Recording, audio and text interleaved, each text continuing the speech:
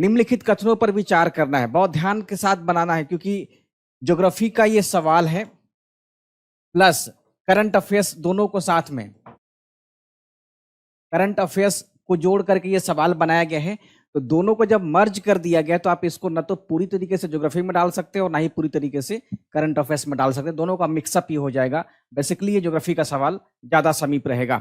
तो पहले आपको दिया है स्टेटमेंट, तो निम्नलिखित कथनों पर विचार करना है।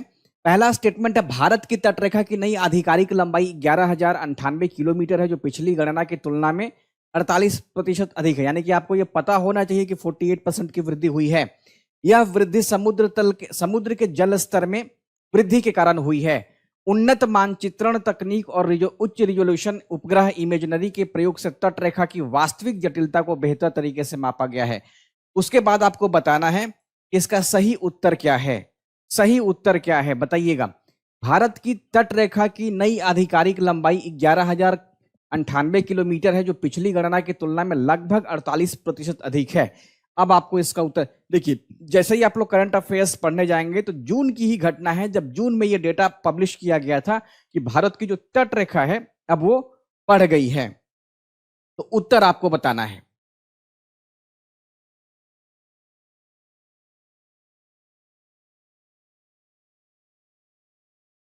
पिछला जो गणना था ना, तो 7516 था, 0.6 था।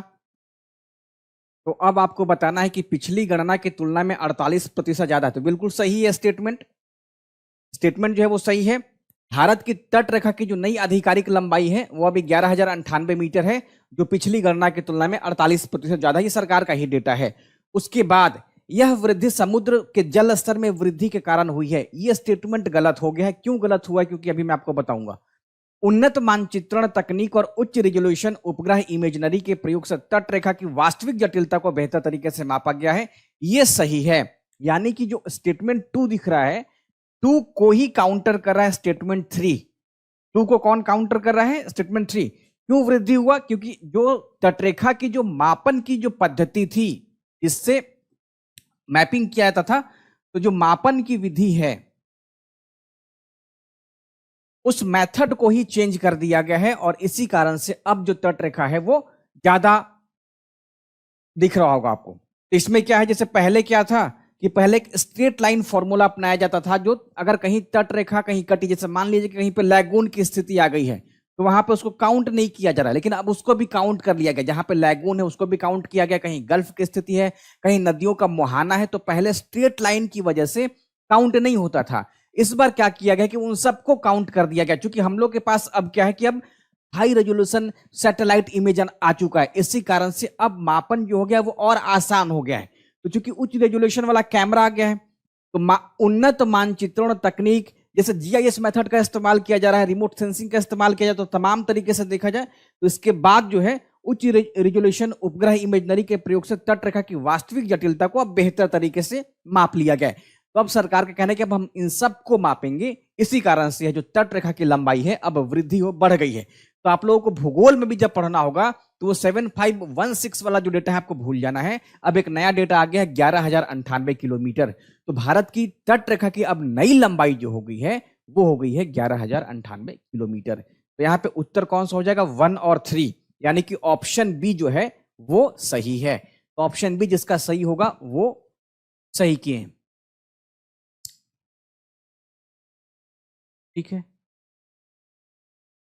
नेक्स्ट सवाल बना लेना। बहुत आसान सवाल पूछा गया, तो रेलेवेंट सवाल है। बीपीएससी में मान लीजिए कि अगर बहुत आसान भी पूछेगी तो ये सवाल पूछ सकती है कि तटरेखा की नई लंबाई कितनी किलोमीटर हो गई है। करंट अफेयर्स का बन सकता है कि कितनी होगी, तो 11,098 किलोमीटर, कितनी प्रतिशत की वृद्धि अब हो गई है? तो ये हो गया है 48% की वृद्धि हो गई है। और पुराना वाला आपको पता ही होगा, तो ये हो गया। एक कारण जरूर याद रखेंगे, ऐसा आपको नहीं लगे कि हम लोग का ना तटरेखा कृत्रिम रूप से बढ़ गया है, ऐसा आपको नहीं लगे। तो अभी क्या काउंट कर लिया गया? पहले गल्फ वगैरह को छोड़ लिया गया था, जहां पे मुहाना है उसको छोड़ दिया गया था। अब उन सबको काउंट करके नया डेटा पब्लिश कर दिया गया है। इसी कारण से अब यह डेटा बढ़ा हुआ दिखाई देगा। तो ऑप्शन सी इसका सही जवाब है। नेक्स्ट आपको आंसर करना है, भारत स्थल मंडल के कुल क्षेत्रफल का लगभग 2.4% भाग घेरता है। भारतीय मानक समय 82.5 डिग्री पूर्वी देशांतर पर आधारित है। भारत का संपूर्ण भाग उष्णकटिबंधीय क्षेत्र में आता है। भारत विश्व में क्षेत्रफल की दृष्टि से चौथा सबसे बड़ा देश है।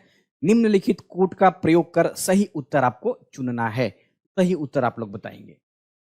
ज्योग्राफी का सवाल पूछा है। कल मैंने आप लोगों से ना इतिहास ज्यादा करवाया था, इसी कारण से आज थोड़ा ज्योग्राफी रहेगा। फिर देखेंगे अगले सेशन में कभी पॉलिटी का भी हिस्सा उठा लेंगे। तो अलग अलग मिक्स करके क्लास लेने से ज्यादा आपकी तैयारी अच्छी रहेगी। मतलब ऑल ओवर अप्रोच आपका होना चाहिए हर सब्जेक्ट पे। तो भारत के बारे में निम्नलिखित कथनों पर विचार करना है और विचार करने के बाद आपको कूट की सहायता से इसका सही उत्तर बता देना है। तो अब आज से 1 जुलाई स्टार्ट हो गया है, तो 1 जुलाई से अब आपको 10 सितंबर तक तैयार हो जाना है। तो 9 तक आप लोग पढ़िएगा ही पढ़िएगा, या 8 तक पढ़ेंगे कम से कम। तो जुलाई पूरा, अगस्त पूरा, और उसके बाद सितंबर आप छोड़ सकते हैं रिवीजन के पर्पज से। 2 महीना 60 दिन का पूरा आप लोग स्ट्रैटेजी बना करके पढ़ाई शुरू कर देंगे। 60 दिन तक कहीं हिलना डोलना नहीं है। तो इसका देखिए पहला दोनों स्टेटमेंट सही है, तीसरा चौथा गलत है। भारत स्थल मंडल के कुल क्षेत्रफल के 2.4% भाग पर ही है कवर करता है, और भारतीय जो मानक समय रेखा है वो 82.5 डिग्री ईस्ट का जो है वो देशांतर पर ही है। अब आप एग्जामिनेशन में रहेंगे तो क्या करेंगे कि आपको यहाँ पे ये भी वर्ड चेक कर लेना है, कहीं ऐसा तो नहीं कि 82.5 डिग्री वेस्ट लिख दिया हो, पश्चिम लिखा हो, या फिर डब्लू का एक मार्क दे दिया हो। तो पश्चिमी नहीं है, ये पूर्वी देशांतर पर भारत का जो है देशांतर जो है वो भारतीय मानक समय है। जो इंडियन स्टैंडर्ड टाइम है, जो अपना IST है, वो उत्तर प्रदेश के मिर्जापुर से गुजरता है। तो 82.5 डिग्री देशांतर को हमने अपना मानक समय बनाया है। यानी कि इस रेखा पे या इस देशांतर पे जो भी समय रहेगा उस समय को पूरे भारत के लिए मान लिया गया, चाहे वो गुजरात का एकदम पश्चिमी वाला इलाका हो, गौरमोता हो, चाहे अरुणाचल का कीबुथु हो, तो वहां तक समय माना गया है। तो 82.5 डिग्री। जो थर्ड स्टेटमेंट है, भारत का संपूर्ण भाग, तो भारत का संपूर्ण भाग नहीं, बल्कि भारत का जो कर्क रेखा का जो उत्तर वाला पार्ट है ये आता है उपोष्ण में, और कर्क रेखा के दक्षिण वाला जो पार्ट है वो आ जाता है उष्ण में। तो ये जो कर्क रेखा बीच से जाती है, तो ये पूरा का पूरा जो क्षेत्र है वो उष्णकटिबंधीय हो गया, और ये वाला हो गया उपोष्ण। ट्रॉपिकल ये हो गया, और ये सब ट्रॉपिकल हो गया। तो इसी कारण से भारत का जो पूरा का पूरा जो क्लाइमेट डिवीजन हम लोग करते हैं वो सब ट्रॉपिकल के रूप में करते हैं, न कि उष्णकटिबंध में। तो अगर ये रहता कि भारत का दक्षिणी भाग उष्णकटिबंध में ट्रॉपिकल जोन में आता तो सही रहता, लेकिन यहां पे क्या है कि भारत का संपूर्ण भाग दे दिया गया है, इसी कारण से स्टेटमेंट गलत हो गया। और भारत विश्व में क्षेत्रफल की दृष्टि से 7वें पोजीशन पे 7वां स्थान रखता है। इसी कारण से इसका उत्तर 1 और 2 हो जाएगा। ऑप्शन ए इसका सही जवाब है। तो जिन लोगों ने ऑप्शन ए लगाया होगा उसका उत्तर सही है। अब यहां पे आपका 4 सवाल तैयार हो गया। 4 भारत, या रिवीजन हो गया, किसी को अगर पता भी होगा तो रिवीजन हो गया। तो भारत स्थल मंडल के क्षेत्रफल के मतलब कुल विश्व का देखा जाए तो 2.4% ही भूमि कवर करता है। 82.5 डिग्री जो अपना देशांतर रेखा है ईस्ट वाला, वो मानक समय है, स्टैंडर्ड टाइम है, ये हो गया। भारत किस जलवायु में आता है, तो उष्णकटिबंधीय, और भारत विश्व में 7वें पोजीशन पे है क्षेत्रफल के अनुसार। तो थर्ड सवाल पूछा गया है, भारत के बारे में निम्नलिखित कथनों पर विचार कीजिए। भारत की स्थल सीमा की कुल लंबाई समुद्री तट रेखा से लगभग दोगुनी है। भारत का सबसे उत्तर में स्थित बिंदु सियाचिन ग्लेशियल क्षेत्र में आता है। भारत के सबसे दक्षिणी बिंदु का नाम इंदिरा पॉइंट है, जो मुख्य भूमि पर स्थित है। निम्नलिखित कूट का प्रयोग करते हुए सही उत्तर आपको चुनना है। आप लोग इसका आंसर बताएंगे।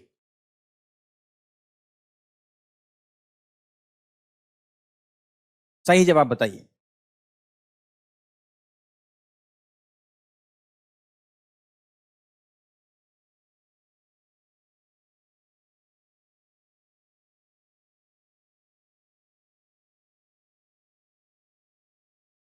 तो इसका उत्तर हो जाएगा ऑप्शन डी।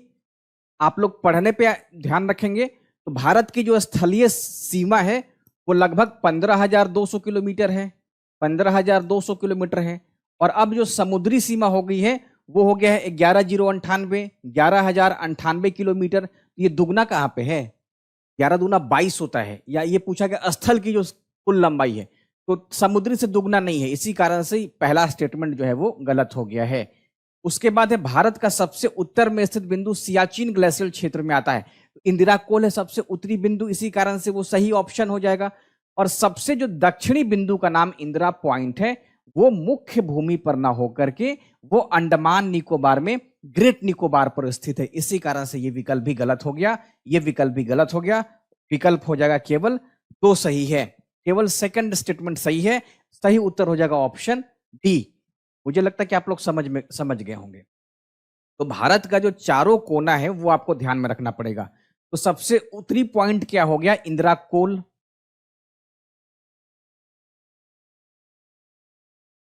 अगर भारत के चारों पॉइंट को हम लोग देख लें, उत्तरतम, दक्षिणतम, ठीक है, तो जो सबसे उत्तर वाला बिंदु है ये आता है इंदिरा कोल। इंदिरा कोल के नाम से या कॉल के नाम से। कॉल का मतलब दर्रा होता है। उसके बाद इंदिरा पॉइंट हो गया, कहां पे? ग्रेट निकोबार में इंदिरा पॉइंट। और यही अगर मुख्य भूमि रहता तो पॉइंट कैलीमेर हो जाता। उसके बाद क्या है?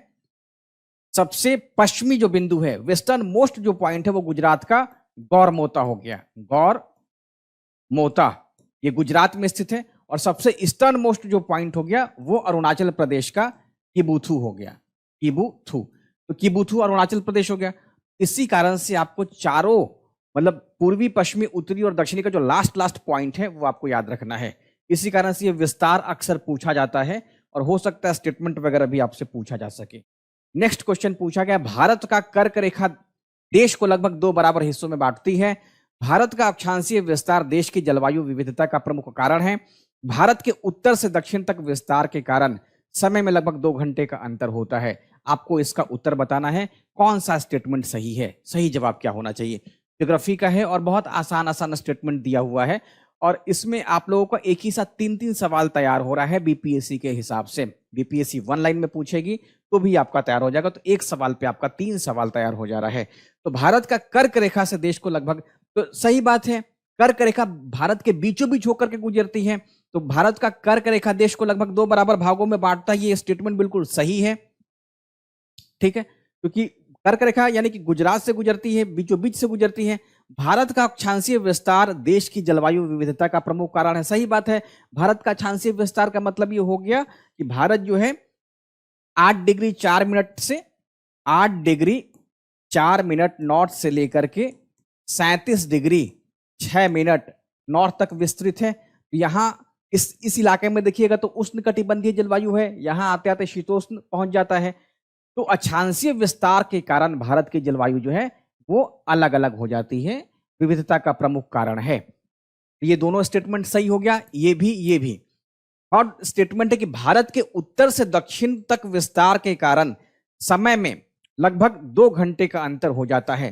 तो बात सही है, ये भी स्टेटमेंट सही है कि भारत जो है उत्तर से दक्षिण तक विस्तार नहीं, पूरब से पश्चिम के कारण। 1 और 2 सही हो जाएगा, ठीक है। अगर भारत का जो ये विस्तार है इसी कारण से, यानी कि वेस्ट और ईस्ट, इसी कारण से भारत का जो है वो समय ज्यादा हो जाता है, 2 घंटे का अंतर हो जाता है। यानी कि गुजरात में जो गौर मोता है, गुजरात का जो गौर मोता है और पूरब का किबुथु है, इसी कारण से समय में अंतर हो जाता है। इस बात को भी आप ध्यान रखेंगे।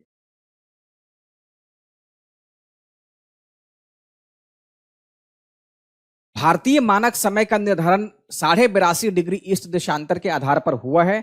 इसका उत्तर हो गया ऑप्शन ए, 1 और 2, ठीक है। भारतीय मानक समय का निर्धारण 82.5 डिग्री ईस्ट देशांतर के आधार पर हुआ है। ग्रीनविच माध्य समय और आईएसटी में 5 घंटे 30 मिनट का अंतर है। भारत के पश्चिमी और पूर्वी छोर के स्थानीय समय में कोई अंतर नहीं होता है। अब आपको बताना है, भारतीय मानक समय का निर्धारण 82.5 डिग्री ईस्ट देशांतर के आधार पर हुआ, सही है। उसके बाद ग्रीनविच माध्य समय, तो ग्रीनविच मीन टाइम और इंडियन स्टैंडर्ड टाइम में 5.5 घंटे का अंतर है। 5 घंटे 30 मिनट में 5.5 घंटे। और जो थर्ड ऑप्शन है, भारत के पश्चिमी और पूर्वी छोर के स्थानीय समय में कोई अंतर नहीं होता है। तो आपको इसका उत्तर बताना है, पश्चिमी और पूर्वी छोर के स्थानीय समय में कोई अंतर नहीं होता है। तो आपको इसका उत्तर बताना है। तो सही है, भारतीय मानक समय का जो निर्धारण किया गया है वो 82.5 डिग्री ईस्ट से हुआ है, बिल्कुल सही बात है।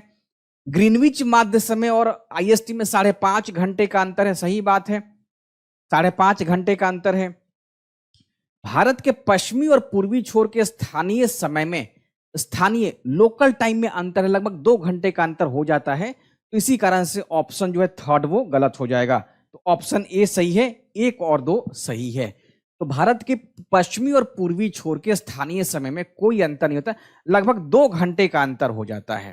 2 घंटे का अंतर हो जाता है, ठीक है। तो ये समय जो है, चूंकि स्थानीय समय लिखा हुआ है, अंतर हो जाता है। हालांकि हम लोग माने क्या है, 82.5 डिग्री पे जो समय होगा वो पूरे देश में एक ही समय बताएगा, लेकिन स्थानीय लेवल पे अंतर हो जाता है। वहां पे 2 घंटा पहले सूर्योदय हो जाता है। तो टाइम का यही चीज खिंचाव चल रहा है, और इसी कारण भारत में 2 टाइम जोन बनाने की मांग कर दी गई है।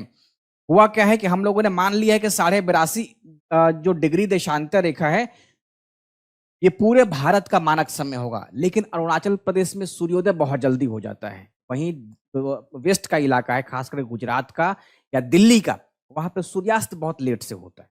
उधर के लोग पहले जग गए हैं, इसी कारण से मांग होती है। उधर के लोग 4 बजे जग जा रहे हैं, और 4 बजे दिल्ली में अंधेरा ही है, रात ही है। तो वो लोग 4 बजे जग गए, 6-7 बजे तक अपना नाश्ता वास्ता करके बैठे हुए हैं, और 10 बजे उनको अब इंतजार करना पड़ा कि अब नौकरी पे जाएं, अब नौकरी पे जाएं। और उधर मालूम चलता है कि शाम जल्दी भी हो जाता है। इसी कारण से ये मांग की जा रही है। तो भारत के पश्चिमी और पूर्वी छोर के स्थानीय समय में अंतर हो जाता है, लगभग 2 घंटा, मतलब माना गया 1 घंटा 45 मिनट ही, लेकिन 2 घंटा आप लोग ध्यान रखेंगे। तो ऑप्शन 1 और ऑप्शन 2 सही हो गया है। अगर यही स्थानीय नहीं रहता तो पूरे भारत में एक ही देशांतर को समय माना गया है। इधर अभी यहां पे समय हो रहा होगा 5:15, 5:30, वहां भी 5:15 ही होगा। टेक्स्ट बनाइएगा आप लोग। जिन स्थानों में देशांतर में 1 डिग्री का अंतर है, तो उनके समय में अंतर कितना होता है। 1 डिग्री का अंतर पूछा गया है, तो उनके समय में अंतर कितना होता है। ठीक है, तो चूंकि पृथ्वी जो है 360 डिग्री घूम जाती है 24 घंटे में, 360 डिग्री घूमने में कितना समय लगाती है, 24 घंटा लगा देती है। तो वही पूछा गया आप लोगों से। अगर 1 डिग्री का अंतर है, तो फिर 1 डिग्री का मतलब 60 मिनट हो गया। तो 24 गुना 60 बटा 360 आप लोग कर दीजिएगा, है ना। तो कुल मिला के आ जाता है 4 मिनट का। ये अंतर कितना हो जाता है, ये अंतर हो जाता है 1 डिग्री पे 4 मिनट का अंतर होता है। तो आप लोग इसको याद कर लीजिए। जैसे मान लीजिए कि हम लोग कितना है, 82.5 डिग्री ईस्ट है अपना, और वहीं जो जीएमटी है वो 0 डिग्री है। तो 82.5 में 4 से जब गुना कर दीजिएगा तो 330 मिनट आता है, यानी कि भारत कितना आगे हो गया, 5.5 घंटा लगभग ग्रीनविच मीन टाइम से आगे हो गया। 1 डिग्री देशांतर में अंतर कितना हो गया, 4 डिग्री का अंतर हो गया। नेक्स्ट बनाएंगे आप लोग। निम्नलिखित में से कृष्णा नदी की सहायक नदी कौन सी है, प्राणहिता, घाटप्रभा, पूर्णा या फिर मंजरा। निम्नलिखित कूट का प्रयोग करते हुए सही उत्तर चुनना है। कृष्णा नदी की सहायक नदी कौन सी है, निम्नलिखित विकल्पों में कृष्णा की सहायक नदी कौन सी।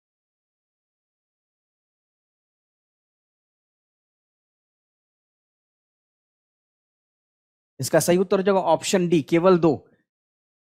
केवल और केवल घाट प्रभा ही कृष्णा की सहायक नदी है, बाकी गोदावरी की सहायक नदी है। प्राणहिता गोदावरी की है, पूर्णा गोदावरी की है, मंजरा गोदावरी की है। तो कृष्णा नदी की जो सहायक नदी है वो हो जाएगी घाट प्रभा हो गया, घाट प्रभा, माल प्रभा हो गया, कोयना, कोयना नदी, भीमा नदी, एक बहुत इंपॉर्टेंट तुंगभद्रा नदी, ठीक है। और उसके अलावा पंचगंगा और दूध गंगा, ये सब की सब कृष्णा नदी की सहायक नदी है। तो आप लोग इस पॉइंट को भी याद कर लेंगे। कृष्णा की सहायक नदी अक्सर देखिएगा ना बीपीएससी में ना पूछती है एक सहायक, चाहे वो ब्रह्मपुत्रा का उठा ले या हो सकता है कभी सतलज का उठा ले, क्योंकि सतलज की पूछी नहीं जाती है कभी भी। इसी कारण सतलज का उठा पूछ लेगी आप सब लोगों से बहुत सारी नदियों के बारे में जो आप लोग जानते ही नहीं रहते होंगे। तो मान लीजिए ऐसे पूछे कि स्फीति किसकी सहायक नदी है, तवा किसकी सहायक नदी है, वैतरणी किस नदी की सहायक नदी है ना, या फिर केरल की नदियों के बारे में पूछा जाए आप लोगों से, तो उन सब का आपको ना नाम याद करना पड़ेगा। तो घाट प्रभा किसकी सहायक नदी है, घाट प्रभा कृष्णा की सहायक नदी है। और ऐसा आपको ना लगे कि ज्यादा कूट दिया हुआ इस कारण से इसका 2-3 हो जाएगा, ऐसा नहीं है। प्राणहिता, पूर्णा और मंजरा ये गोदावरी की सहायक नदी है, और घाट प्रभा ये कृष्णा की सहायक नदी। एटलस उठा के आप लोग देख लेंगे। यूरोप की महत्वपूर्ण औद्योगिक नदी कौन सी है, मिसिसिपी, अमेजन, नील या फिर राइन। सही बताइए। यूरोप की सबसे महत्वपूर्ण नदी कौन सी है? मिसिसिपी नदी है, अमेजन है, नील नदी है या फिर राइन नदी है? यूरोप का पूछा गया आप लोगों से। आज ज्योग्राफी आप लोगों का ना ऐसे ही दुरुस्त होगा। ज्योग्राफी में आप लोग जो बहुत चीज छोड़ देते हैं और लगता है कि एग्जामिनेशन आएगा तो कर लेंगे, 5-7 दिन में ऐसा हो नहीं पाता है। तो मैपिंग पे पूरा फोकस कीजिए। कल वाले टेस्ट में मैंने खूब मैपिंग कराया। लास्ट का जो 10 सवाल है, 40 से 50 नंबर का जो सवाल है ना, वो सारा का सारा मैपिंग और वर्ल्ड मैप पे था। आज आपको लग रहा होगा कि आज इंडियन ज्योग्राफी और फिजिकल की तैयारी आपकी कराई जा रही है। यूरोप की महत्वपूर्ण औद्योगिक नदी कौन सी है? मिसिसिपी, अमेजन, नील या फिर पूछा गया है यूरोप। यूरोप की जो सहायक नदी, महत्वपूर्ण जो नदी होगी वो है राइन नदी, स्विस आल्प से निकलती है। जर्मनी की मुख्य सहायक नदी है ना। तो जर्मनी थोड़ा हिस्सा फ्रांस को कवर करती है, उसके बाद नीदरलैंड को, और उसके बाद जाकर के नॉर्थ सी में उत्तरी सागर में गिर जाती है। उत्तरी सागर में गिर जाती है। तो यूरोप की सबसे महत्वपूर्ण औद्योगिक नदी जो है वो राइन नदी है, क्योंकि यहां से कोयले का, लोहा और इस्पात का खूब ज्यादा परिवहन होता है इस नदी के माध्यम से।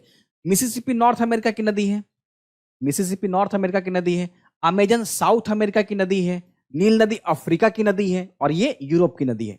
तो सवाल पूछा गया था यूरोप पे, तो इसका उत्तर हो जाएगा ऑप्शन डी, राइन नदी को आप लोग ध्यान रखेंगे। अमेजन बहुत लंबी नदी है, 100-150 किलोमीटर ही छोटी है नील से। नील चूंकि अफ्रीका की नदी है और नील विश्व की सबसे लंबी नदी है, लेकिन उसकी तुलना में 100-150 किलोमीटर ही कम है अमेजन नदी, ज्यादा कम नहीं है। तो अमेजन भी बहुत ज्यादा अपने साथ, हालांकि अमेजन का जो जल प्रवाह क्षेत्र वो सबसे ज्यादा है। मौना लोआ एक सक्रिय ज्वालामुखी है, अलास्का का, हवाई का, इटली का या फिर जापान का? तो मौना लोआ पूछा गया है, आपसे पूछा गया मौना लोआ एक सक्रिय ज्वालामुखी, एक्टिव वोल्केनो है, कहां का? यानी कि पिछले 150 साल में इसमें लगभग 30 से ज्यादा वोल्केनिक एक्टिविटी हुई है, ज्वालामुखी उद्गार हुआ है। तो इसी कारण से सवाल पूछा गया इसमें, और एक वर्ड लिखा गया सक्रिय। कौन सा? सक्रिय। जैसे भारत में होता है बैरन आइलैंड, आपको बताया जाता है कि भारत का एकमात्र सक्रिय ज्वालामुखी बैरन आइलैंड है, और उसकी तुलना में जो नारकोंडम है वो सुसुप्त है। कई बार उसको मृत भी कह दिया जाता है क्योंकि उसमें बहुत लंबे समय से कोई उद्गार हुआ ही नहीं है। तो मौना लोआ एक सक्रिय ज्वालामुखी है और ये ज्वालामुखी है हवाई का। हवाई, आप लोगों ने सुना होगा कि अमेरिका में 50 राज्य हैं। अमेरिका में कितने टोटल कुल, जैसे अमेरिका के अलग अलग राज्य हैं, कोई सैन फ्रांसिस्को में रहता है, कोई ओहियो में रहता है, कोई इदाहो में रहता है। तो 50 राज्यों में से जो 50वां राज्य है वो है उसका हवाई। वो है उसका हवाई, जो कि साउथ वेस्ट पार्ट में है। तो हवाई है, और ये जो हवाई द्वीप समूह है वो छोटे छोटे द्वीपों का समूह है, जो कि 50वें राज्य के रूप में मिलाया गया था। इसको आप लोग याद रखेंगे। तो मौलाना सक्रिय ज्वालामुखी किसका हो गया? हवाई का है। और बेसिकली हवाई किसका स्टेट है? तो यूएस का ही है, यूएसए का। ठीक है ना। जैसे इटली में भी बहुत सारे ज्वालामुखी का नाम आप लोगों ने देखा होगा, जैसे स्ट्राम्बोली हो गया, जैसे विसुवियस हो गया, एटना हो गया, ये सब कहां पे है? इटली में है। जापान में माउंट फ्यूजियामा का खूब चर्चा होता है। माउंट क्या है? फ्यूजियामा। फ्यूजियामा, ये जापान का हो गया।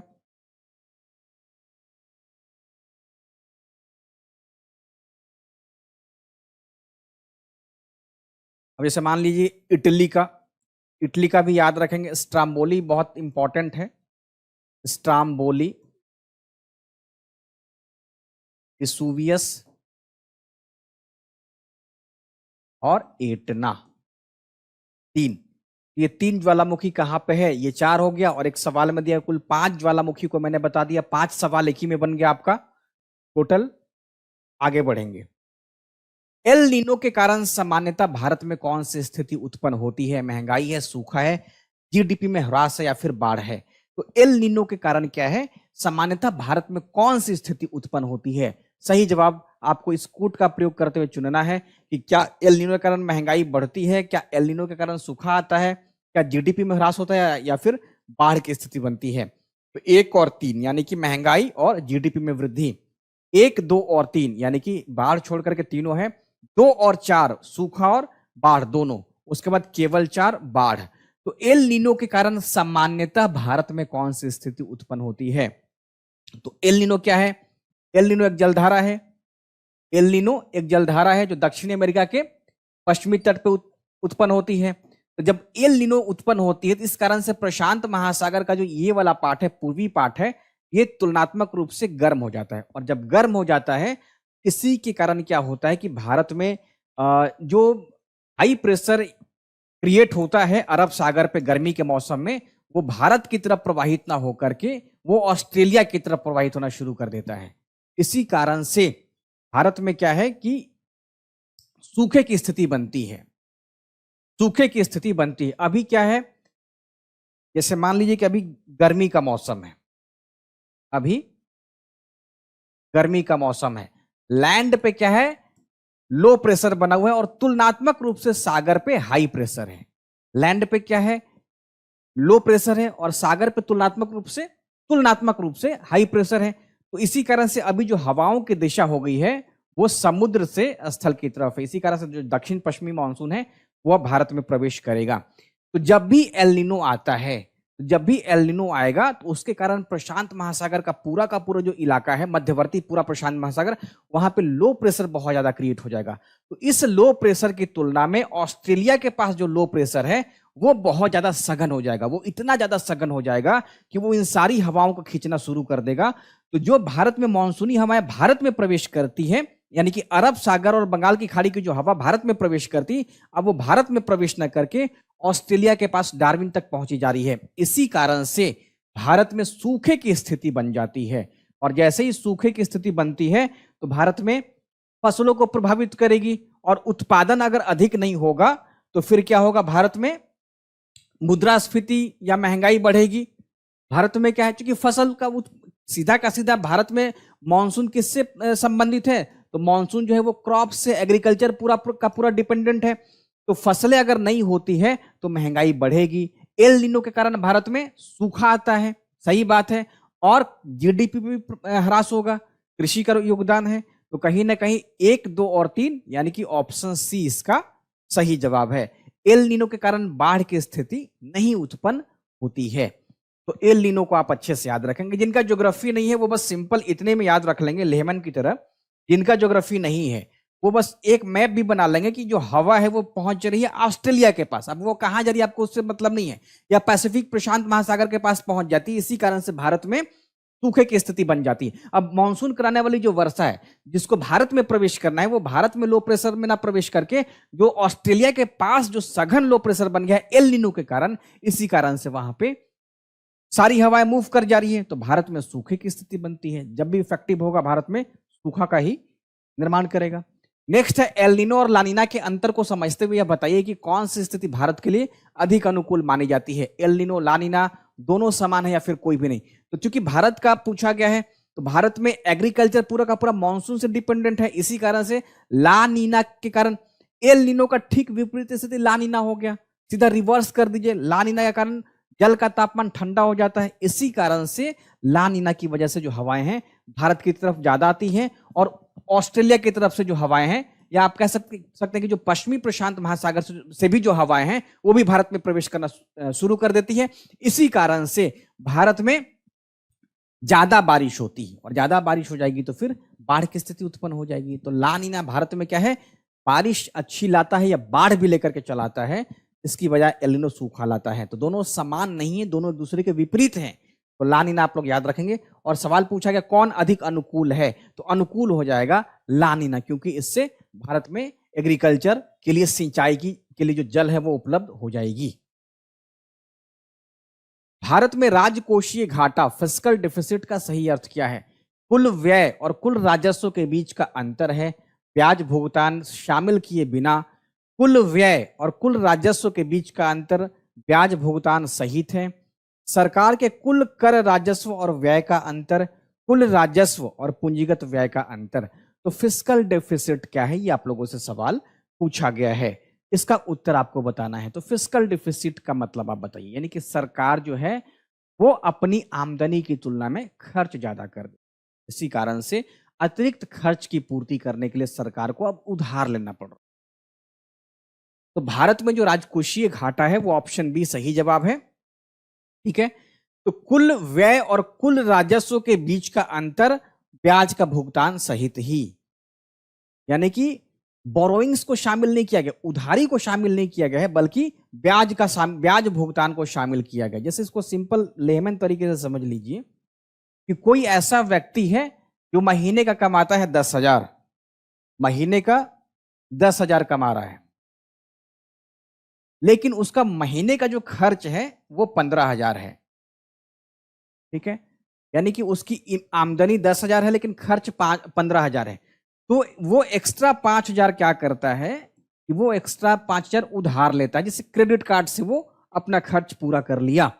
तो यही जो 5,000 है वो उसके लिए घाटे का सौदा हो जाता है। तो फिस्कल डेफिसिट इसी को कहते हैं, यानी कि सरकार जो है वो खर्च ज्यादा कर रही है उसकी आमदनी की तुलना में। यही पूछा गया आप लोगों से कि भारत में राजकोषीय घाटा क्या है, फिस्कल डेफिसिट क्या है। तो सरकार को होने वाली प्राप्तियों यानी कि रिसिप्ट्स की तुलना में एक्सपेंडिचर का ज्यादा होना, खर्च का ज्यादा हो जाना। तो ऑप्शन बी यहाँ पे सही जवाब है। कुल व्यय और कुल राजस्व के बीच का जो ये अंतर है वो, इसको आप लोग याद रखें। ऑप्शन बी यहाँ पे सही जवाब है। ठीक है, नेक्स्ट क्वेश्चन पूछा गया आप लोगों से,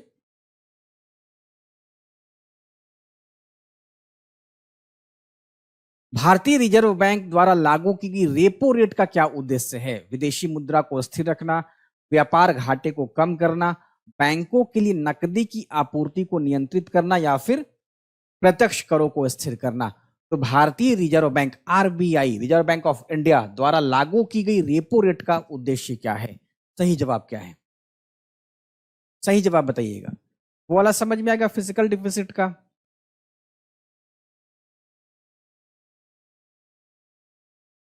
विकास कुमार शर्मा, सही तो है। इकोनॉमिक्स वाले बता, सही है सही है सही है। इतनी इकोनॉमिक्स आती है मुझे। अब इसको ऐसे भी समझ सकें, जैसे मान लीजिए कि क्या नाम बताया, विकास। अब विकास की मंथली आमदनी 10,000 है, 10,000 है, और विकास का खर्च 12,000 हो गया। तो जो 2,000 है इसके लिए क्या हुआ, उधार लेना पड़ेगा, या तो फ्रेंड से मांग ले या फिर क्रेडिट कार्ड से। तो कहीं ना कहीं आमदनी की तुलना में खर्च ज्यादा हो रहा है। तो क्या हो गया, फिस्कल डेफिसिट हो गया, घाटा हो गया। भारतीय रिजर्व बैंक द्वारा लागू की गई रेपो रेट क्या है? तो रेपो रेट हो गया ऑप्शन सी, बैंकों के लिए नकदी की आपूर्ति को नियंत्रित करना। रेपो रेट क्या है? वो रेट है जिसपे रिजर्व बैंक जो अदर कमर्शियल बैंक से उनको उधार दे देता है। ठीक है, और यही बैंक अगर रिजर्व बैंक वापस लेता है तो उसको रिवर्स रेपो रेट कहते हैं। तो रेपो रेट वह रेट है जिसपे भारतीय रिजर्व बैंक भारत के अन्य वाणिज्यिक बैंकों को उधार देता है, उधार दे देता है। ठीक है, इसके पीछे कारण क्या हो जाता है कि अगर बैंक जो है वो उधार देता है तो फिर अगर रेपो रेट बढ़ा दिया तो फिर क्या स्थिति है, बैंकों की स्थिति खराब होगी। तो इसी कारण से जो रेपो रेट है वो बैंकों के लिए नकदी की आपूर्ति को नियंत्रित करता है। अब नकदी की आपूर्ति कैसे हो जाएगा, नकदी की आपूर्ति कैसे होगा, यानी कि जो रेपो रेट के अनुसार क्या है, रिजर्व बैंक जो अदर बैंक है वो उधार ले सकते हैं, रेपो रेट के आधार पर वो ले सकते हैं, और रिवर्स रेपो रेट के आधार पे जो रिजर्व बैंक है वो तगड़ा मतलब टाइट रूल कर दिया। इसी कारण से रिवर्स रेपो रेट में क्या है कि जो रिजर्व बैंक खुद ही पैसा वापस ले लिया बैंक से, इसी कारण से उधार बैंक दे नहीं पाएंगे। तो नकदी की आपूर्ति को नियंत्रित करने के लिए रेपो रेट और रिवर्स रेपो रेट को कॉन्सेप्ट में लाया जाता है। अगर रेपो रेट है, अगर रेपो रेट है, अगर रेपो रेट है, अगर रिजर्व बैंक रेपो रेट को घटा दिया तो बैंकों के लिए कर्ज ज्यादा मिल जाएगा, ज्यादा मिल जाएगा। तो बैंक क्या है, बाजार में पैसा, या बैंक ज्यादा मात्रा में लोगों को कर्ज देंगे, बैंकों की कर्ज देने की जो क्षमता है वो बढ़ जाएगी।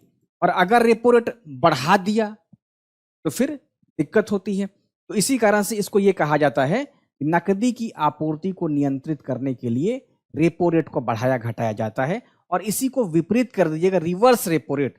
तो रिवर्स रेपो रेट क्या है, जिसपे आरबीआई अब वो बैंकों से फिर पैसा लेगा, वो बैंकों से फिर पैसा ले लेगा। तो जब रेपो रेट की स्थिति रहेगी, मान लीजिए कि कम रेपो रेट पर दे दिया है बैंक, रिजर्व बैंक अन्य बैंकों को, तो हम लोग के पास पैसा ज्यादा आने की संभावना रहेगी। तब अगर रेपो रेट बैंक कम, आरबीआई कम कर दी है, अगर आरबीआई ने कम कर दिया है रेपो रेट, तो बैंक चाहेंगे कि हम कर्ज ज्यादा लें, हम क्या है, कर्ज ज्यादा लें। लेकिन अगर उल्टा स्थिति आती तो फिर दिक्कत हो जाएगी। इसी कारण से रेपो रेट के द्वारा ही नकदी की आपूर्ति को नियंत्रित करने के लिए भारतीय रिजर्व बैंक द्वारा तय की जाने वाली रेपो रेट से संबंधित निम्नलिखित में से कौन सा कथन सही है? यह वह दर है जिस पर बैंक आरबीआई में अपना अधिशेष धन जमा करते हैं। इसका मुख्य उद्देश्य बैंकों को नकदी उधार देकर मुद्रा आपूर्ति को नियंत्रित करना है।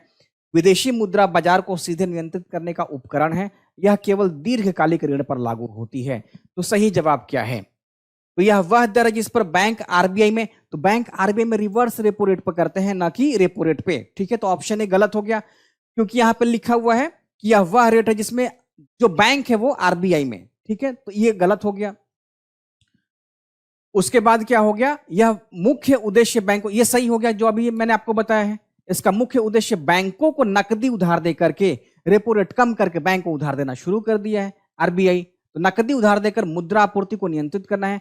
इसका सीधे कोई संबंध नहीं है अंतर्राष्ट्रीय या विदेशी मुद्रा बाजार से, और यह केवल दीर्घकालिक ऋण पर लागू नहीं होता, अल्पकालिक पे होता है। एक दिन से अगर 90 दिन की वैल्यू अगर या टेन्योर देखा जाए तो यह शॉर्ट टर्म का स्थिति होता है। यह केवल दीर्घकालिक ऋण पर नहीं बल्कि अल्पकालीन पर भी लागू होता है। तो इसका उत्तर हो जाएगा ऑप्शन। डच डिजीज अर्थव्यवस्था में किस स्थिति को दर्शाता है? मुद्रा के मूल्य में अत्यधिक गिरावट, आयात और निर्यात के बीच असंतुलन, वित्तीय घाटे में वृद्धि, किसी विशिष्ट क्षेत्र के आर्थिक विकास में वृद्धि के कारण विनिर्माण क्षेत्र का ह्रास। थोड़ा बहुत ही अर्थशास्त्र पढ़ना है या इकोनॉमी पढ़ना है। हम लोग क्या कहते हैं इसको? इकोनॉमी कहते हैं। ये अर्थशास्त्र नहीं है, इकोनॉमी। थोड़ा बहुत करंट से मिलता जुलता ज्यादा पूछा जाता है, कुछ टेक्निकल टर्म्स वगैरह, repo rate, reverse repo rate, bank दर क्या है, एसएलआर क्या है, यही सब पूछा था। तो हल्का फुल्का आपको इकोनॉमिक्स आना भी चाहिए, और डेप्थ में तो मुझे खुद भी नहीं पता, इसी कारण से हल्का जो पीसीएस लेवल का है। डच डिजीज, तो डच डिजीज जैसे मान लीजिए कि अगर किसी भी देश में कोई प्राकृतिक संसाधनों की खोज होती है तो उसके बाद उसके निर्यात से विदेशी मुद्रा का प्रवाह हो जाता है। इस स्थिति को कहा जाता है डच डिजीज।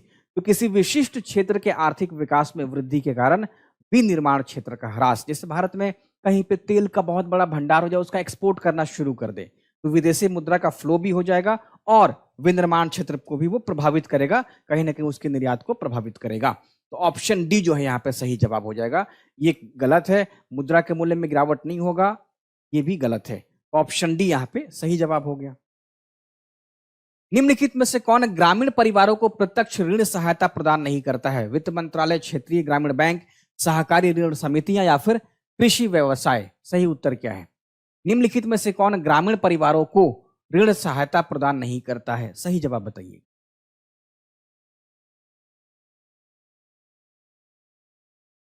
और आसान सवाल लेकर के आऊं मैं, टफ लग रहा है और हल्का।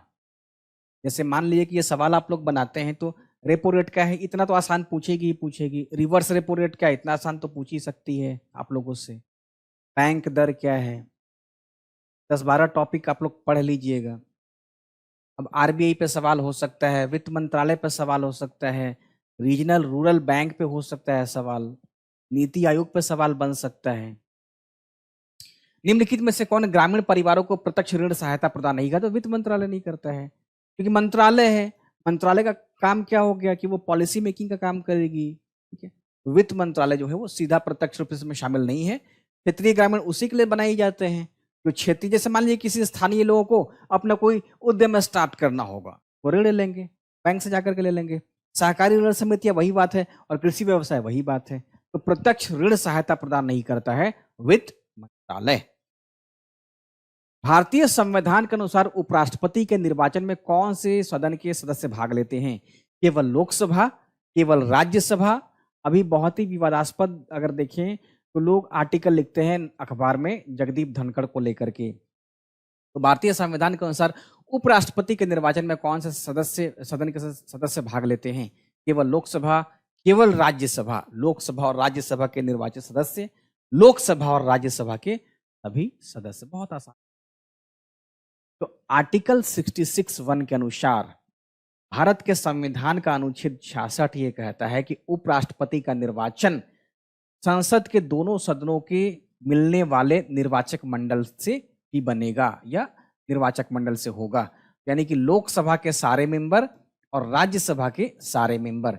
इन दोनों मेंबर से जो भी निर्वाचक मंडल बनता है, इसी मंडल के द्वारा उपराष्ट्रपति का चुनाव होता है। तो ऑप्शन डी यहाँ पे सही जवाब है। लोकसभा और राज्यसभा के सभी सदस्य।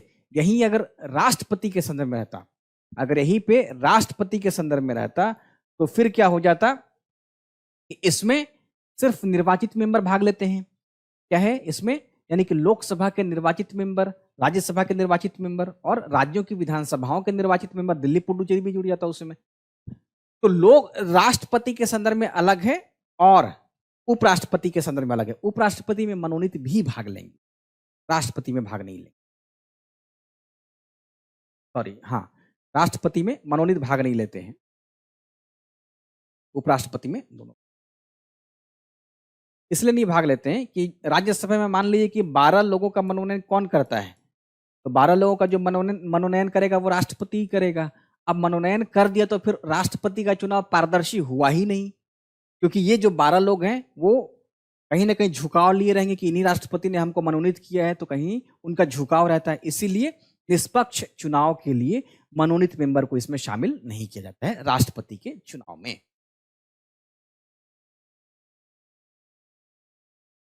भारतीय संविधान का वह अनुच्छेद, वह आर्टिकल जिसके तहत सुप्रीम कोर्ट अपने क्षेत्राधिकार का प्रयोग करते हुए पूर्ण निर्णय, कंप्लीट जस्टिस प्रदान कर सकती है। अनुच्छेद 129, 133, 142, 147। आप लोगों ने देखा होगा कि अयोध्या मामले में सुप्रीम कोर्ट ने निर्णय दिया कि जमीन का कुछ भाग निर्मोही अखाड़ा को भी दिया जाए। तो यह सब जो निर्णय आता है वो कैसे आता है, वो आता है सुप्रीम कोर्ट की एक विशिष्ट स्थिति में प्रदान किए गए निर्णय, जिसको हम लोग पूर्ण न्याय की स्थिति कहते हैं, कंप्लीट जस्टिस की बात करते हैं। तो संविधान का वह अनुच्छेद जिसके तहत सुप्रीम कोर्ट अपने क्षेत्राधिकार का प्रयोग करते हुए पूर्ण निर्णय प्रदान कर सकती है। इसका उत्तर हो गया ऑप्शन। आप लोगों ने देखा होगा कि जो उपराष्ट्रपति हैं वो इस पे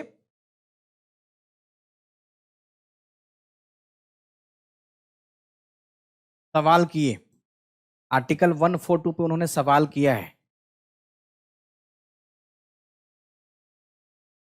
जैसे मान लीजिए कि एक मैटर आ जाता है डाइवोर्स का। अभी आप लोगों ने देखा था कि डाइवोर्स वाले मैटर पे भी सुप्रीम कोर्ट ने कहा कि अगर दोनों पक्ष म्यूचुअल कंसेंट से तलाक लेते हैं तो सुप्रीम कोर्ट अपने अधिकार का इस्तेमाल करते हुए उनका जो 6 महीने का कूलिंग पीरियड है, यानी कि 6 महीने जो अनिवार्य रूप से रहने की बात हो जाती है, वो ऑफ किया जा सकता है जब दोनों पक्ष शामिल हों। तो इसी कारण से आर्टिकल 142 का इस्तेमाल करते हुए सुप्रीम कोर्ट उनको सीधे तलाक दे सकती है। अयोध्या वाले मैटर में भी यही हुआ था। तो वह अनुच्छेद जिसके तहत सुप्रीम कोर्ट अपने क्षेत्राधिकार का प्रयोग करते हुए पूर्ण निर्णय प्रदान कर सकती है, आर्टिकल 142 हो गया। नेक्स्ट है, भारत के संविधान के निम्नलिखित प्रावधानों में से कौन सा प्रावधान संसद के साधारण बहुमत के द्वारा संशोधित किया जा सकता है? संसद में गणपूर्ति यानी कि कोरम, मौलिक अधिकार, राष्ट्रपति का निर्वाचन और उसकी प्रक्रिया, 7वीं अनुसूची की कोई भी विषय। उत्तर बताइए। तो भारत के संविधान के निम्नलिखित प्रावधानों में से कौन सा प्रावधान? तो साधारण बहुमत से संसद में जो गणपूर्ति की बात की गई, जो कोरम की बात की गई है, उसको बहुमत के द्वारा, साधारण बहुमत के द्वारा संशोधित किया जा सकता है। मौलिक अधिकारों में विशेष बहुमत, इधर भी विशेष बहुमत। इसी कारण से यहाँ पे ये वाला आंसर गलत हो जाएगा। तो साधारण बहुमत पूछा है तो कोरम को आप लोग याद रखें। जब स्वतंत्रता की माउंटबेटन योजना स्वीकार की गई थी उस समय भारतीय राष्ट्रीय कांग्रेस का अध्यक्ष कौन था? ये मॉडर्न हिस्ट्री का सवाल आ गया आप लोगों से। तो जब भारत की स्वतंत्रता की बात की गई थी तो उस समय भारतीय राष्ट्रीय कांग्रेस का अध्यक्ष कौन था? उत्तर बताइए आप लोग, सही जवाब क्या होना चाहिए?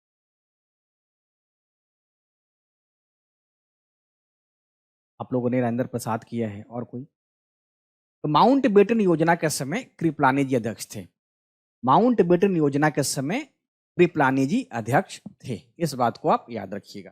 राजेंद्र प्रसाद 1934 में बनते हैं, ठीक है, और 1939 में कार्यकारी अध्यक्ष रहते हैं, जब सुभाष चंद्र बोस ने अपना इस्तीफा दे दिया था उसके बाद से, और 1947 में भी रहते हैं। और ये था पूछा, राजेंद्र प्रसाद जब थे वो दिसंबर में बने थे, इसी कारण से यहाँ पे सही उत्तर हो जाएगा ऑप्शन सी, जेबी कृपलानी। तो जब माउंटबेटन योजना स्वीकार की गई थी उस समय जो कांग्रेस के अध्यक्ष थे वो जेबी कृपलानी थे। 1940 से लेकर के 46 तक मौलाना अबुल कलाम आजाद थे। 40 से लेकर 46 तक मौलाना अबुल कलाम आजाद थे। सबसे लंबा कांग्रेसी अध्यक्ष। कोपनहेगन संग्रहालय की सामग्री से पाषाण, कांस्य और लौह युग का त्रियुगीय विभाजन किया गया था। आपको बताना है किसने किया था, थॉमसन ने, लुबाक ने, टेलर ने या फिर चाइल्ड ने। तो किसने इसको स्टोन एज, ब्रॉन्ज एज और आयरन एज के रूप में डिवाइड किया था, डिवीजन किया था? थॉमसन, लुबाक, टेलर या फिर चाइल्ड। तो कोपेनहेगन संग्रहालय की सामग्री से पाषाण, कांस्य और लौह युग का त्रियुगीय विभाजन थॉमसन के द्वारा किया गया था। हिस्ट्री की इस पॉइंट को भी आप याद कर लेंगे। विंध्य क्षेत्र के किस शिलाश्रय से सर्वाधिक मानव कंकाल मिले हैं?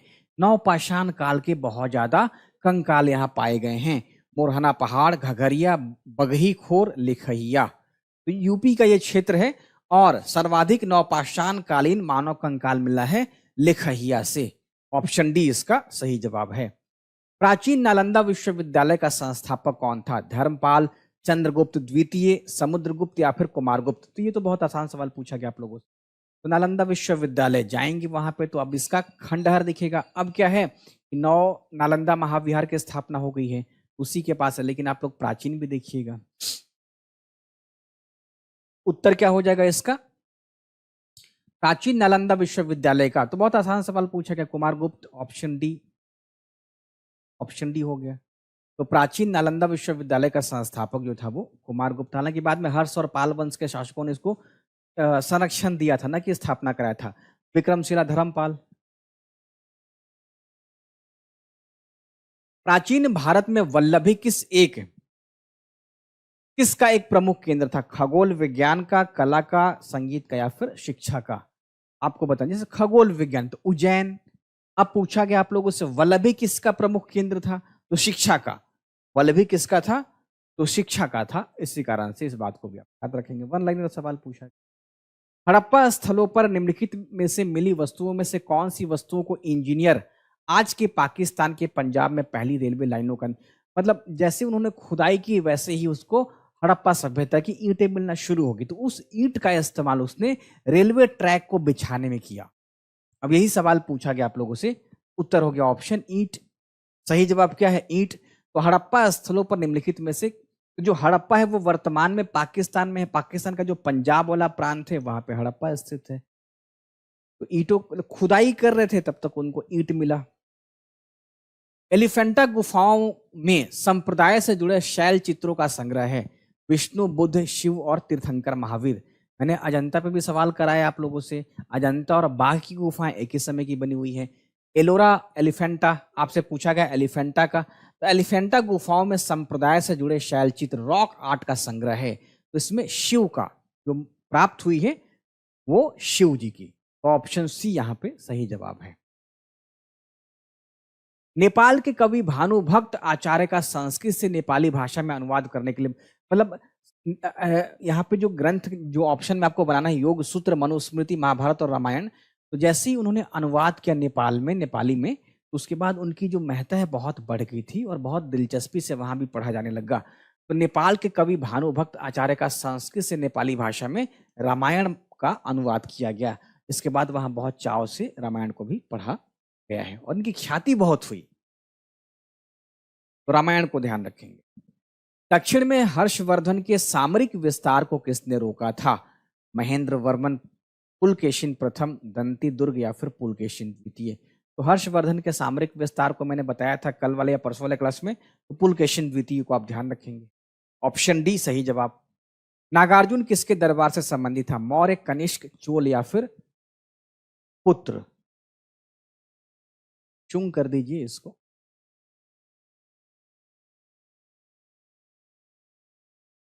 नागार्जुन किसके दरबार से संबंधित था? कनिष्क। Kanishka option B. निम्नलिखित में से कौन सा युग्म गलत है? अहोम राजवंश असम, गजपति राजवंश ओडिशा, शर्की राजवंश पंजाब, मेवाड़ राजवंश राजस्थान? तो उत्तर सी हो जाएगा। शर्की राजवंश जो पंजाब है उसका जो सुमेलन है वो गलत है। औरंगजेब ने बीजापुर की विजय कब की थी? 1685, 1686, 1687, 1684? ये भी वन लाइनर का सवाल है। औरंगजेब ने बीजापुर की विजय कब की थी? तो 1686 में औरंगजेब ने बीजापुर की विजय की थी। ये भी वन लाइनर ही है। धर्मट का युद्ध निम्नलिखित में से किसके बीच लड़ा गया था? जब शाहजहां बीमार था तो उसके बाद लड़ाई शुरू हो गई थी। मोहम्मद गौरी तथा जयचंद, बाबर तथा अफगान, औरंगजेब तथा दारा शिकोह, अहमद शाह दुरानी तथा मराठा। तो धर्मट का युद्ध निम्नलिखित में से किनके बीच लड़ा गया था? तो 15 अप्रैल 1658 का समय था जब धर्मट की लड़ाई हुई थी। ऑप्शन सी इसका सही जवाब है, औरंगजेब तथा दारा शिकोह। दिल्ली सल्तनत में सैन्य कमांडरों को सौंपी गई प्रादेशिक इकाइयों को किस रूप में जाना जाता था? इक्ता का, उसर का, खराज का या हुंडी का? ये बहुत आसान है, इस पे कई बार चर्चा हो चुकी है पिछले 10 दिनों में। तो इक्ता आप लोग याद रखेंगे। इक्ता जो है, इक्ता जाना जाता था सैन्य कमांडरों को सौंपी गई प्रादेशिक इकाई। शिशुओं के जन्म के समय निम्नलिखित में से कौन सी हड्डी नहीं होती है? जानुका, गाल, श्रोणी या फिर कॉलर?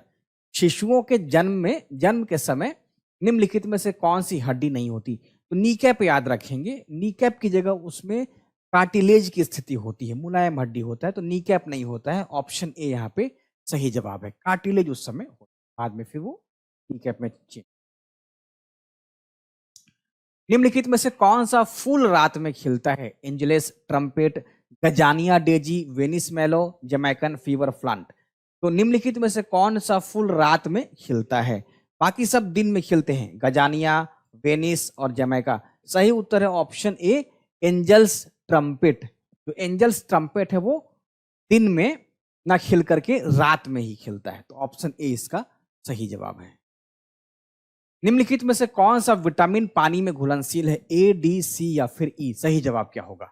वो विटामिन जो पानी में घुलनशील है, वो विटामिन जो पानी में घुलनशील है। आपको इसका उत्तर बताना है, कौन सा विटामिन ऐसा है जो पानी में घुलनशील है? ए है या फिर डी है या फिर सी है या फिर ई है? उत्तर हो जाएगा ऑप्शन सी। जो विटामिन सी है वो पानी में घुलनशील है सवाल के अनुसार। लेकिन पूरा का पूरा बी कॉम्प्लेक्स भी, यानी कि B1, B2, B3 इत्यादि भी, तो पूरा का पूरा बी कॉम्प्लेक्स और विटामिन सी ये सब पानी में घुलनशील है। और वसा में ए, डी, ई और के है। तो वसा में क्या है कि ए, डी, ई और के घुलनशील है, तो पानी में घुलनशील हो गया सी। नींबू घोल के आप लोग पीते होंगे। रक्त का सामान्य पीएच मान कितना होता है? 8.3, 9.5, 7.4, 10.6? तो रक्त का जो सामान्य मान होता है वो 7.4 होता है। ऑप्शन। समुद्री शैवाल से निम्नलिखित में से कौन सा तत्व मिलता है? वेनेडियम, सल्फर, आयोडीन या फिर आर्गन? तो समुद्री शैवाल से पूछा गया है निम्नलिखित में से कौन सा तत्व मिलता है? वेनेडियम, सल्फर, आयोडीन या फिर आर्गन? उत्तर बताइएगा। बहुत आसान सवाल पूछा गया है। तो आयोडीन मिलता है समुद्री शैवाल से। ऑप्शन सी यहाँ पे सही जवाब है। मीना माता रोग किसके कारण होता है? पारा, सीसा, कैडमियम या फिर जस्ता? तो जापान की एक घटना थी, जब ये जो द्रव बह करके जल में गया तो वहां पे जब जल का बाकी लोगों ने इस्तेमाल किया, जो जलीय जीव भी थे उन लोगों ने भी इस्तेमाल किया, तो इसके बाद से ये रोग सामने आ गया। तो मीना माता जो रोग उत्पन्न होता है वो है ऑप्शन ए, पारा। मरकरी के कारण ये रोग हो जाता है। हमारी आंखों में लेंस का काम क्या है? आंखों को ढकना, मस्तिष्क को छवियों के संदेश भेजना, आंख की फोकल दूरी को बदलना, चोट से आंखों की सुरक्षा करना। तो लेंस का काम क्या है? जैसे मान लीजिए कि मुझे नजदीक का भी दिख रहा है, ये बोर्ड भी दिख रहा है और दूर का आपका डिस्प्ले या कैमरा भी दिख रहा है, तो ऐसा कैसे संभव हो जा रहा है? तो हमारी आंखों में यही लेंस का काम है कि वो फोकल दूरी को बदलती है। अगर हमें नजदीक का देखना हो या दूर का देखना हो तो वैसे ही सिकुड़ती और फैलते रहती है। इसी कारण से हम नजदीक को भी देख लेते हैं, दूर को भी देख लेते हैं। जो लेंस का काम हो गया वो फोकल दूरी को एडजस्ट करना, अकोमोडेट कर लेना। तो ऑप्शन सी यहाँ पे सही जवाब है। आंखों की फोकल दूरी को बदलने का काम जो है वो हमारी आंखों का लेंस कर देता है। Option C. थर्मोस्कोप का आविष्कारक किसे माना जाता है? Galileo Galilei, Copernicus, Isaac Newton या फिर जे केपलर? सही जवाब क्या है? सही जवाब बताइएगा। थर्मोस्कोप का आविष्कार किसने किया था? Galileo Galilei, Copernicus, Isaac Newton या फिर जे केपलर? साइंस का ये लास्ट सवाल है, इसके बाद हम लोग बिहार करंट पे आ जाएंगे। कोई बना रहा है या फिर नहीं बना रहा है आप लोग? फॉर्म सभी लोगों ने डाल दिया कि नहीं डाला अभी तक? क्योंकि डेट खत्म हो गया, जिनका छूट गया होगा कल के भरोसे होंगे।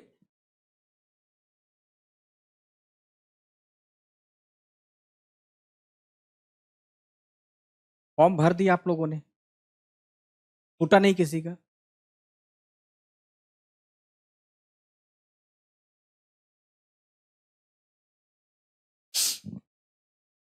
थर्मोस्कोप का जो आविष्कार किया गया है वो किया गया है गैलीलियो गैलीली।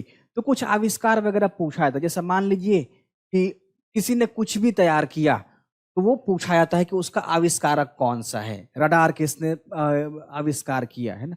तो आप लोग इसको ऑप्शन ए गैलीलियो गैलीली याद कर लेंगे। फैक्चुअल है पूरा, कोपरनिकस नहीं करना है, न्यूटन नहीं करना है, केपलर नहीं करना है। अब पूछा गया है विश्व क्षय रोग ट्यूबरकुलोसिस, जो कि फेफड़े से संबंधित बीमारी है। जैसे आप लोगों को मैंने बताया था कि दमा हो जाए, उसी को टीबी भी बोलते हैं, लंग्स में कोई दिक्कत आ जाए, तो इसका उत्तर है 24 मार्च। 24 मार्च। निम्नलिखित में से कौन सा एक उत्कृष्ट नोबल धातु है? लोहा, चांदी, कांस्य या फिर एल्युमिनियम? उत्कृष्ट का मतलब ये कि बहुत ज्यादा अभिक्रिया नहीं करती है ये, इसी कारण से इसको माना जाता है अच्छा। जैसे आयरन है, लोहा है, वो क्या है कि तुरंत रिएक्ट करने लगेगा वायुमंडल से, इसी कारण उस पर जंग लग जाता है, तो इसका हम लोग बहुत इस्तेमाल आभूषण वगैरह में नहीं करते हैं। तो बहुत एक उत्कृष्ट जो धातु है वो इस ऑप्शन के अनुसार चांदी है। अगर सोना रहता तो सोना हो जाता, लेकिन चांदी पूछा गया है इसके अनुसार। जो चांदी है वो बहुत अभिक्रिया नहीं करती है। आप लोग देखते हो कि जो लोग गहना पहनते हैं वो या तो सोना पहनेंगे और नहीं तो चांदी का ही पहनेंगे। आप लोगों ने किसी को भी लोहे का ये जो चेन पहनते वो नहीं देखा होगा, तो नोबल वो है ही नहीं, उसमें चमक भी नहीं है।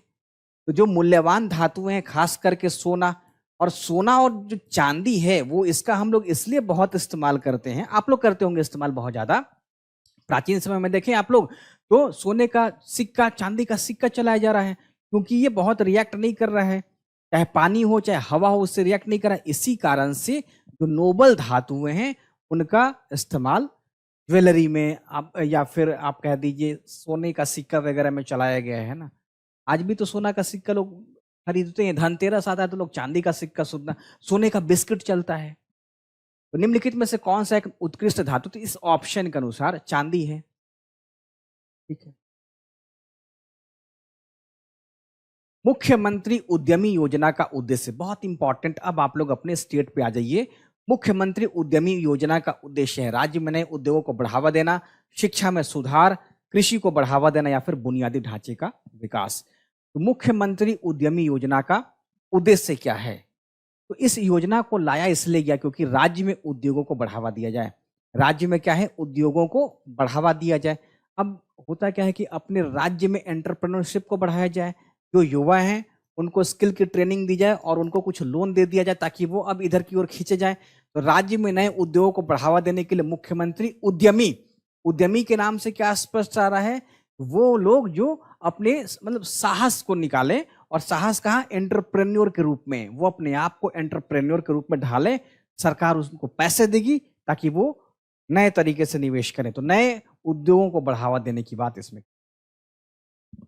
मुख्यमंत्री उद्यमी योजना के तहत लाभार्थियों को उद्योग के लिए अधिकतम कितनी राशि का ऋण प्रदान किया जाता है? 5 लाख, 10 लाख, 15 लाख या फिर 20 लाख?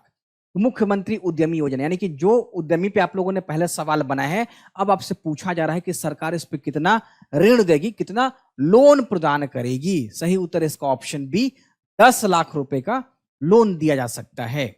तो मुख्यमंत्री उद्यमी योजना को आप ध्यान रखेंगे। थर्ड है, इस योजना के तहत प्रदान किए गए ऋण पर कितनी प्रतिशत सब्सिडी दी जाती है? 15, 25, 40 या फिर 50? तो सब्सिडी आधा दिया जाता है, यानी कि 50% जो है वो सब्सिडी के तहत। तो मुख्यमंत्री उद्यमी योजना को मेंस में भी आप लोग लिखेंगे, कैसे लिखेंगे आपको मैं बताता हूं। मुख्यमंत्री उद्यमी योजना के तहत ऋण की पहली किस्त में लाभार्थियों को कितनी राशि?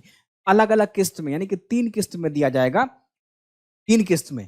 तो ऐसा ना हो कि ऋण दिया जाए और लोग लेकर के गायब हो जाएं।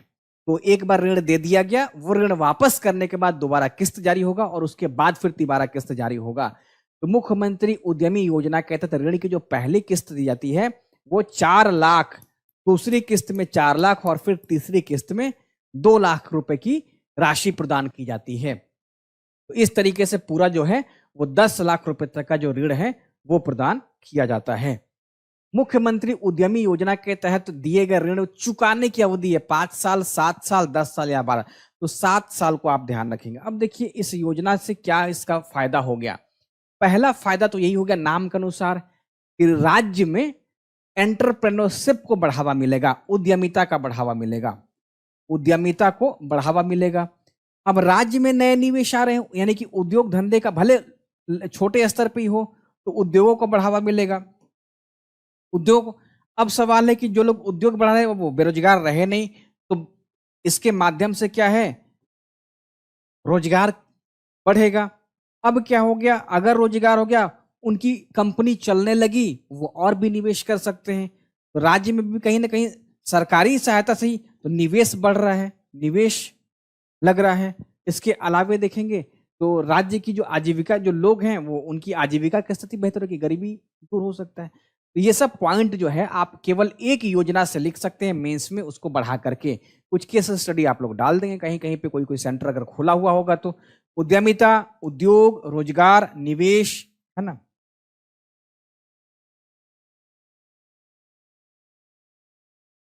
मुख्यमंत्री उद्यमी योजना के तहत ट्रेनिंग के लिए लाभार्थियों को कितनी राशि प्रदान की जाती है?